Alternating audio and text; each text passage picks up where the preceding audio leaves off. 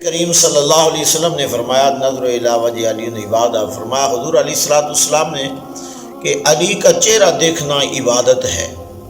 اور صحابہ نے عرض کہ یا رسول اللہ صلی اللہ علیہ وسلم جو علی کا چہرہ نہ دیکھے تو نہ دیکھ پائے، تو حضور علیہ السلام نے فرمایا علی کا ذکر بھی عبادت ہے۔ سبحان اللہ۔ حضور علیہ السلام نے فرمایا علی کا چہرہ دیکھنا بھی عبادت ہے اور علی کا ذکر کرنا بھی عبادت ہے۔ اس لفظ پہ غور کیا جائے کہ عبادت کا لفظ کہاں پر استعمال ہوتا ہے۔ عبادت تو خدا کی بندگی کا نام ہے، مگر یہاں پر میرے مصطفیٰ کریم علیہ السلام نے جو ہے وہ مہر لگا دی، فرمایا علی کا چہرہ دیکھنا بھی عبادت ہے اور علی کا ذکر کرنا بھی عبادت ہے۔ اسلام کے دامن میں علی پاک شیر خدا رضی اللہ تعالیٰ عنہ، مولا علی شیر خدا رضی اللہ تعالیٰ عنہ کے جو احسانات ہیں اسلام پر، ان کو کوئی بھی فراموش نہیں کر سکتا۔ مولا علی شیر خدا رضی اللہ تعالیٰ عنہ کا جو ہے وہ اسلام کے لیے لڑنا، اگر صرف ایک موضوع پر بحث کی جائے، بات کی جائے، تو اس کے لیے بہت بڑا وقت درکار ہے۔ اور میں یہ چاہتا ہوں کہ میں خیبر میں مولا علی شیر خدا رضی اللہ تعالیٰ عنہ کی جو لڑائی ہے اس پر کچھ لب گشائی کروں۔ اور سب سے پہلے یہ بات کروں گا کہ خیبر کا یہ خیبر کی جو لڑائی ہوئی، جنگ ہوئی، اس کا پس منظر کیا، یہ کیوں لڑائی ہوئی؟ وہ اپنے گھر میں تھے، مسلمان اپنے گھروں میں تھے۔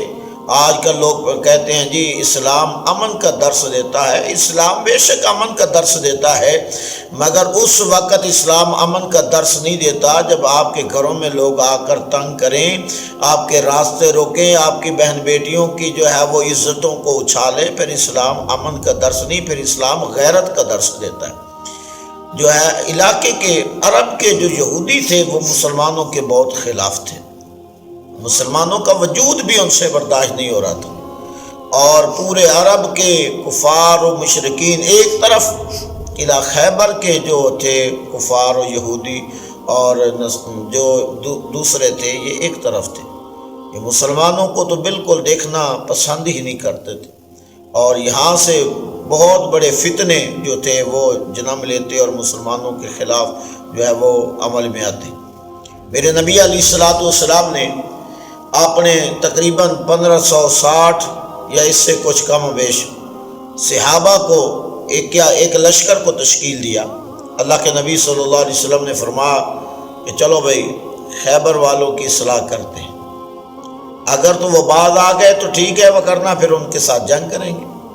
نبی کریم صلی اللہ علیہ وسلم نے اپنے اس صحابہ کے لشکر کو ساتھ لیا اور چل پڑے۔ یہ تقریباً 250 کلومیٹر کا فاصلہ ہے مدینہ شریف سے۔ نبی کریم صلی اللہ علیہ وسلم کا لشکر ابھی راستے میں ہی تھا، چند منافقین نے جو ہے وہ خیبر والوں کو اطلاع دے دی کہ رسول اللہ صلی اللہ علیہ وسلم تم پر حملہ کرنے کے لیے آ رہے ہیں۔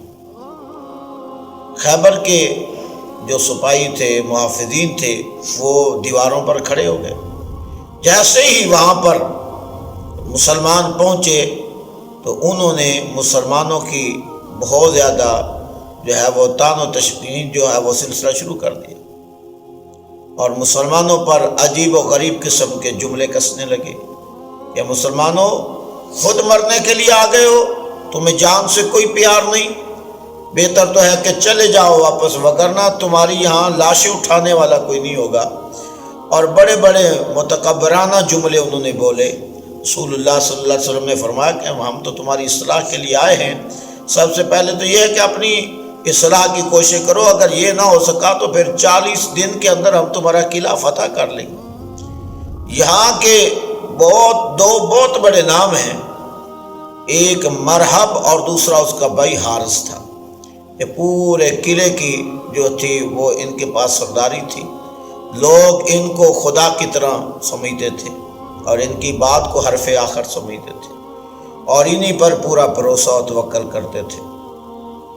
وہ ان دونوں حضرات سے کہنے لگے کہ ایسا کرتے ہیں کہ ان پر چڑھائی کر کے مسلمانوں کو ادھر ہی ختم کر دیتے۔ جبکہ مرحب بولا، کہنے لگا کہ مسلمانوں کے نبی نے کہا کہ 40 دن کے اندر قلعہ فتح کر لیں گے، ابھی ٹھہر جاؤ، یہ 40 دن گزریں گے، ان کی پاور بھی ختم ہو جائے گی، اور یہ قلعہ تو فتح کرنا دور کی بات ہے، یہ ہمارے دروازے تک نہیں پہنچ سکتے، اور جب یہ قلعہ فتح نہیں کر پائیں گے تو مسلمانوں نے جو اپنا نبی بنا رکھا ہے معاذ اللہ کہنے لگا کہ ان کے شر سے پورے عرب کو ہم جو ہے وہ مطلع کر دیں گے، پورے عرب جو تھا ان کے شر سے پورا عرب بچ جائے گا معاذ اللہ سے۔ وہ یہ کہنے لگا تو لوگ اس کی بات کو سمجھ گئے، کہنے لگے کہ ٹھیک ہے۔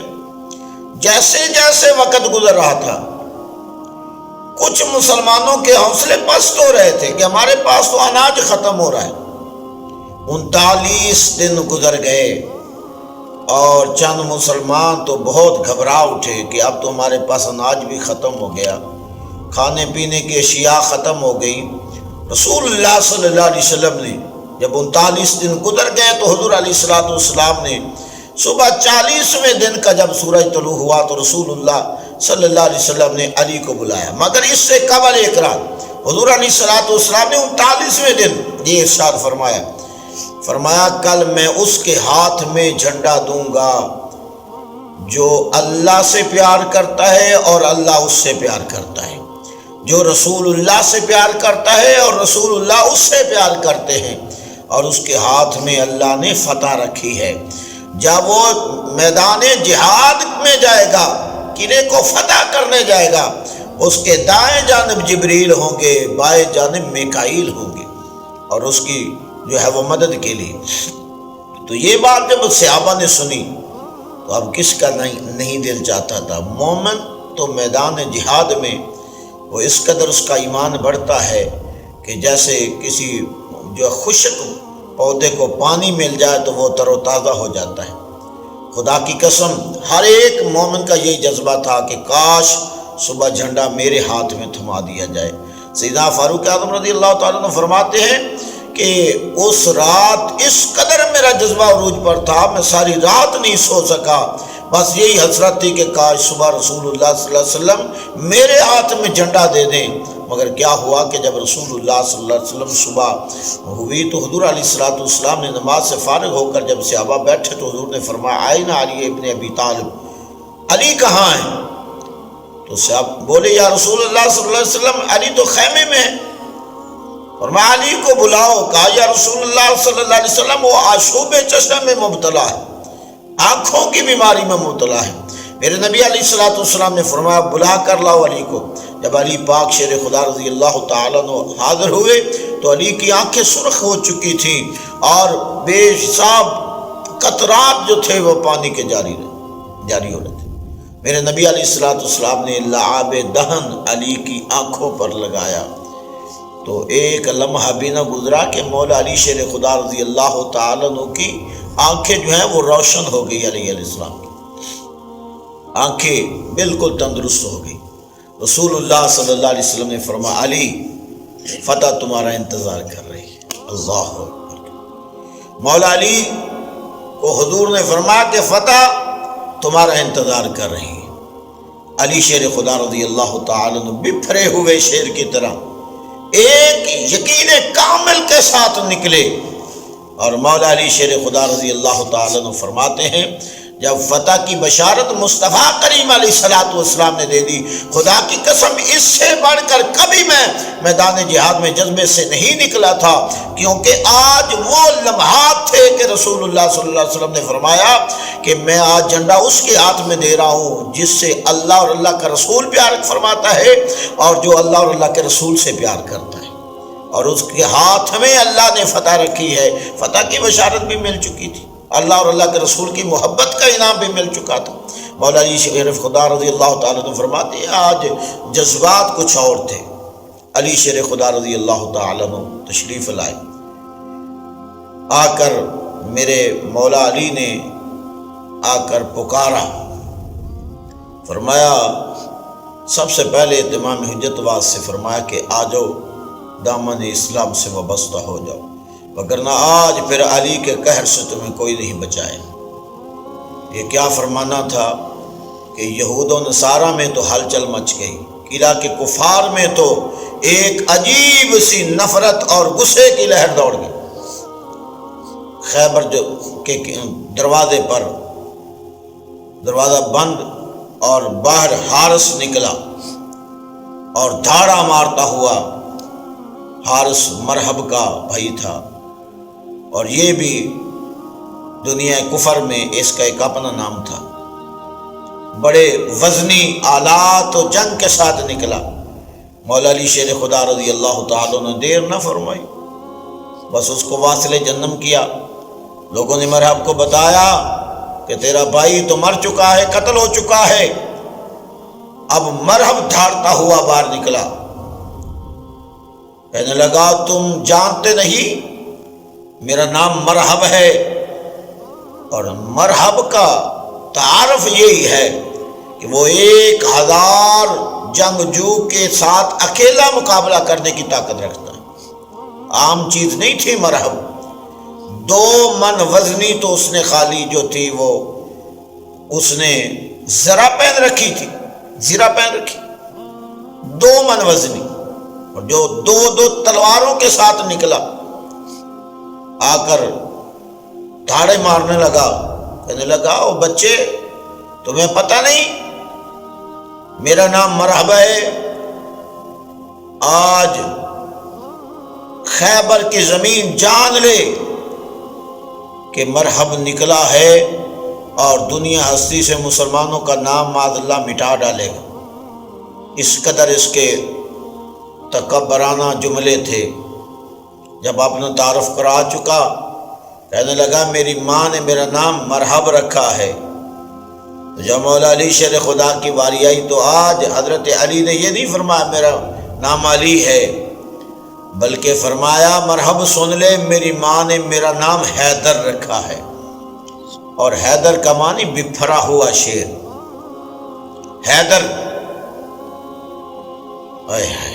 حیدر کا بہت بڑا معنی ہے. وہ شیر جو اپنے شکار کو بھاگنے کا موقع دے اور پھر اس پر شکار کرے.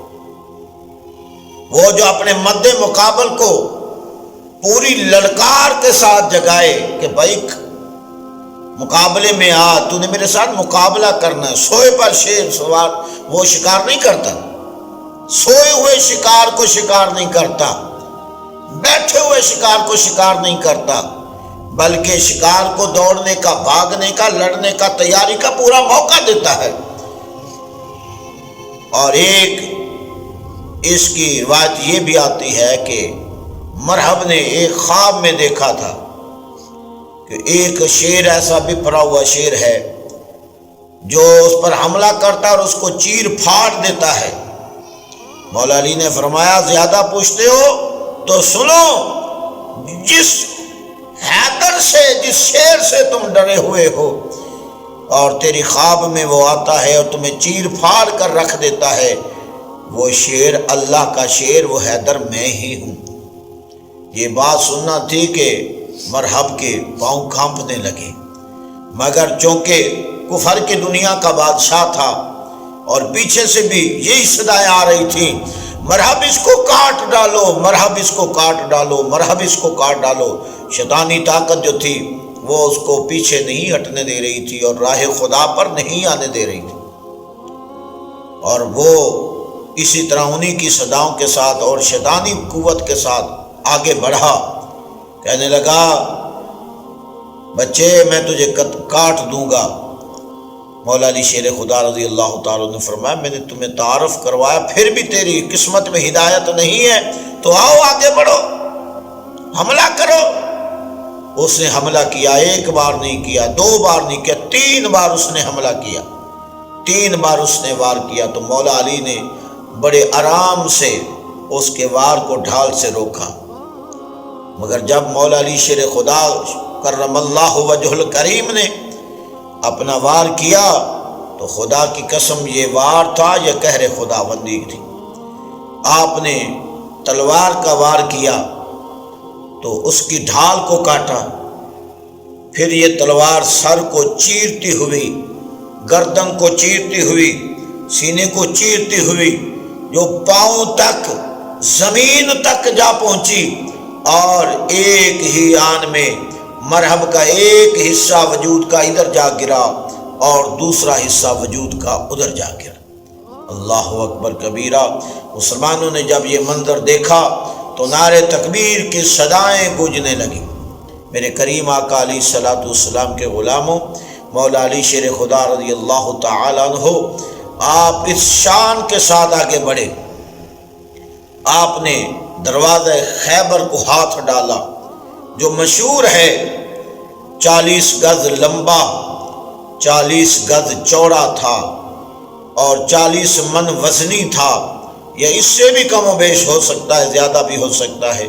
مولا علی شیر خدا کرم اللہ وجہ الکریم نے اس کو پکڑا، اس کو ہاتھ سے جو ہے وہ اس کو جنبش دی اور زمین سے اکھاڑا اور اس طاقت سے پھینکا کہ علماء فرماتے ہیں کہ وہ 40 گز دور جا کر گرا۔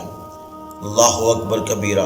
مولا علی شیر خدا کرم اللہ وجہ الکریم کی اس طاقت سے اور اس شان سے لڑائی، اس شان سے دین اسلام کے لیے لڑنا، یہ مسلمانوں کے سر فخر سے بلند ہو گئے۔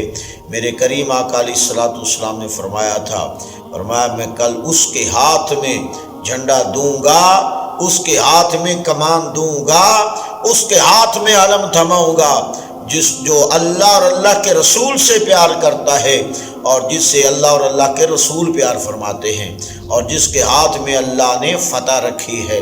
اللہ اکبر کبیرہ۔ دعا ہے مالک کائنات مولا علی شیر خدا کرم اللہ وجہ الکریم کی شانوں کو سمجھنے کی اللہ توفیق نصیب فرمائے۔ وآخر دعوانا الحمد للہ رب العالمین۔